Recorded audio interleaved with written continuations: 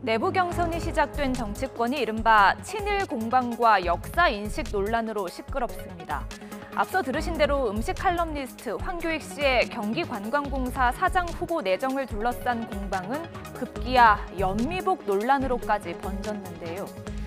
이 전 대표는 국무총리 시절이던 지난 2019년 일본 나루히토 일왕의 즉위식에 우리 정부 대표로 참석했고 이렇게 연미복을 입었죠. 재킷자락이 제비꼬리 모양인 연미복, 남성용 서양 예복으로 왕실 만찬이나 무도회처럼 예를 갖춰야 하는 공식 행사에 참석할 때 입는 옷인데요. 즉위식에 함께 참석한 남관표 당시 주일대사 역시 이렇게 연미복을 입었습니다. 당시에는 오히려 아키에 아베 총리 부인이 전통 의상이 아닌 짧은 치마에 소매가 풍성한 화려한 옷을 입어 논란이 되기도 했습니다. 지난 2004년 영국을 국빈 방문한 고 노무현 전 대통령도 하얀 나비 넥타이에 연미복 차림을 했습니다. 올해는 영국이 상주공관을 한국에 개설한 지 120년이 되는 해입니다. 지금까지의 설린 우호를 바탕으로 양국 관계를 더욱 포괄적이고 미래지향적인 동반자 관계로 발전시켜 나가야겠습니다. 야권 역시 역사 인식 논란으로 시끄럽기는 마찬가지입니다. 윤석열 캠프는 광복절인 그제 SNS에 윤 전 총장이 안중근 의사를 참배하는 사진을 올렸는데요. 그런데 정작 해당 사진에 윤봉길 의사와 관련된 글을 덧붙였습니다.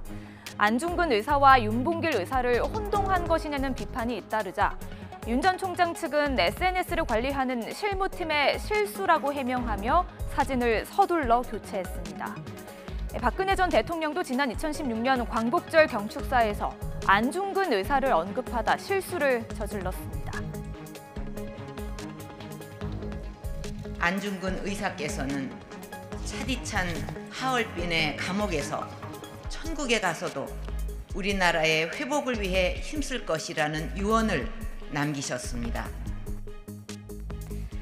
안중근 의사는 하얼빈이 아닌 위순 감옥에서 순국했고요. 하얼빈은 의거 지역입니다. 또 다른 야권 대권 주자인 최재형 전 감사원장은 조부와 증조부의 친일 의혹이 제기되자 발끈하기도 했는데요. 일제시대에 면장을 오래 했다는 이유만으로 친일 혐의를 덮어 씌우려는 것이 과연 정당한 것입니까? 이렇게 정치권의 공방이 가열되는 가운데 오늘은 독립운동가 장준하 선생이 지난 1975년 경기 포천 약사봉에서 의문사한 날입니다. 일제강점기 광복군과 임시정부에서 활동한 고 장준하 선생, 유신독재 정권에 맞서 민주화 운동에도 헌신했는데요. 이기 진실화해위원회가 지난달 장준하 의문사 사건의 조사에 나섰죠. 과연 이번에는 진실이 드러날지 지켜보겠습니다. 뉴스가 있는 저녁 안기령입니다.